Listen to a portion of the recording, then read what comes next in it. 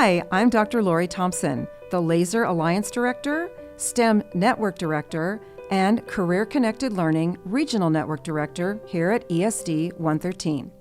To better understand how elementary science can become an integral part of each school day, I recently spoke with Kathy Killow, who teaches first grade, and TJ Thornton, who teaches fifth at Peter G. Schmidt Elementary in the Tumwater School District. Kathy and TJ have developed a best practice of combining lessons from their Carolina Science Kits and phenomenon-based writing practices to expand their students' access to science.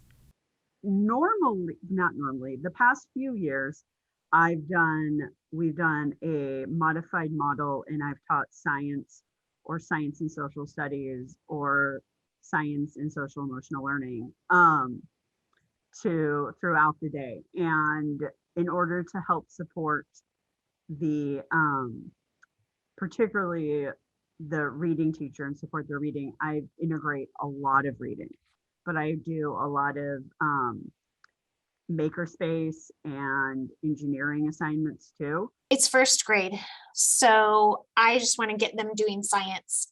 We do things like our kits include articles and readers that aren't necessarily something that they can read independently. So we may use that as I do use that as my nonfiction reading piece and I will do it during literacy. We'll read it together and discuss it and talk about those nonfiction pieces that our kids need to learn. The communication standards, the presentation and speech and all of that, some of our lessons, depending on the kit, are a lot of conversation. And so there's that communication piece. And then the end of each unit or kit is a science and engineering project that they have to do based on what they've learned throughout the unit. And so I set them up in groups and they do this project. And then part of that is presenting their project to the classroom. So there's the more communication and presentation learning standards hit. But how important is it really for students to engage in content-integrated science instruction in the primary grades? And what impact, if any, do these early learning experiences have on sustaining students' interest in science or on preparing them to succeed as they move into middle and high school? Several years ago, Kathy and I did first grade science buddies. And I brought my fifth graders into her class, and we would do science with them. And it's been long enough now that today one of my fifth graders raised his hand and he goes, and he's not the most academically strong of students, tries really hard, but it's not his strength. And he goes, are we going to do that thing with first grade where we do that stuff? Yeah, where you came in when we were in first grade and we did science. Oh, you mean the science buddies? Yeah, are we going to do that? And so he remembered. And I mean, again, like this was several years ago, like a whole pandemic ago, half a lifetime for the kid. And so it really stuck in his mind that we did it.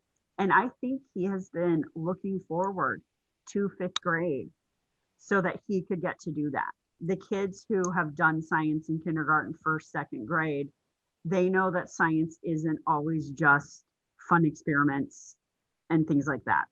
And I've taught middle school science, I taught high school science, and it was always one of my pet peeves that kids would come in and they'd always think that we always should be doing an experiment and something hands-on. I'm like, no, that's just part of science. Like another part of science, I mean, you look at the science standards and it's things like being able to communicate and Analyze data. Yeah, analyze data, creating data, writing, reading about it. And so really talking about how that's what true and real scientists do. The kids who gotten it in kindergarten, first grade, and second grade, they have a better idea of what science is. They're not sitting in my room all the time going, well, I thought you said we were going to do science. Why are we reading? and I will have kids who that's exactly what they'll say and be like, this is not science. Like, please talk to a biologist because they'll tell you that's what they do. Like, I have friends who are geologists and biologists, and that's what they do. So I think that it really changes their perspective from it being just like Bill Nye or a mad scientist just making things explode. That they have a deeper understanding of what science is. One thing that I've heard from parents a lot is my kid hated science or thought they hated science until they had you. And now my kid wants to go into science. And what I've heard from some of the middle school science teachers is, hey, things people are doing from Peter G, like those kids are ready. They get it. They know what science is. And they still enjoy it. But I do know that when I run into parents at the grocery store, they tell me, I just ran into one a couple of weeks ago and just, oh, Sophia just had the best year. She said, I took her to the zoo this summer and she started talking to the aviary person about birds. And the aviary person said, how do you know so much about birds? And she said, I had a teacher and she taught me science. So it's carrying over, at least in second grade. It's carrying over into their lives. And I have other kids who bought moon phase face masks because we were doing the moon phases before we broke for the pandemic, and is just in love with science and the moon now. So I know that it's carrying over that way. With the added constraints of the pandemic and the amount of time required for language arts and math instruction each day, how is it possible to integrate elementary science into an already packed daily schedule? I think, and a big piece that I'm always talking about is we've got to get our kids doing more nonfiction reading.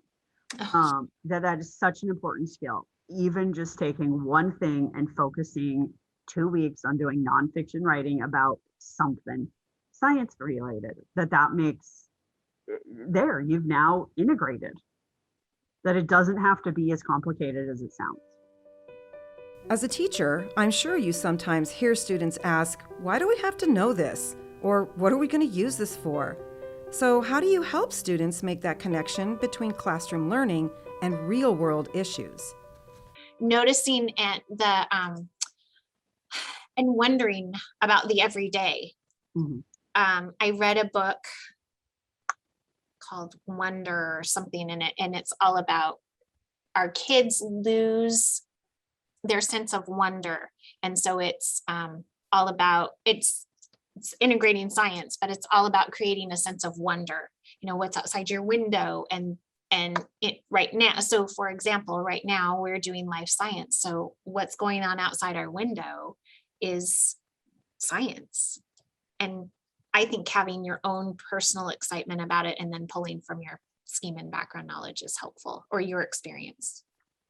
And with fifth graders, they're at the point where they're beginning to understand how actions impact our world. And so I'll be like, we need to learn this. We need to learn about environment so we know what's going on and we can protect them. And I'll say it just like that. I'll be like, come on, you guys. And when I taught older grades, you need to know this. And because if you don't know it, you're going to end up like believing random stuff that's not true. And you aren't going to be able to understand why it's not true. I bring in the real world examples a lot and really try to get them to find something that interests them. Along with content integration and authentic experiences, both TJ and Kathy make important connections between instruction and career pathways in science and STEM occupations. So I had these slides that I got from Teacher Pay Teachers, and they were all about different science fields. And the kids would have to read about what does an engineer do? And they'd go on like a virtual field trip with an actual engineer, take a field trip to the wastewater plant. And they did a really good job there about talking about different science careers.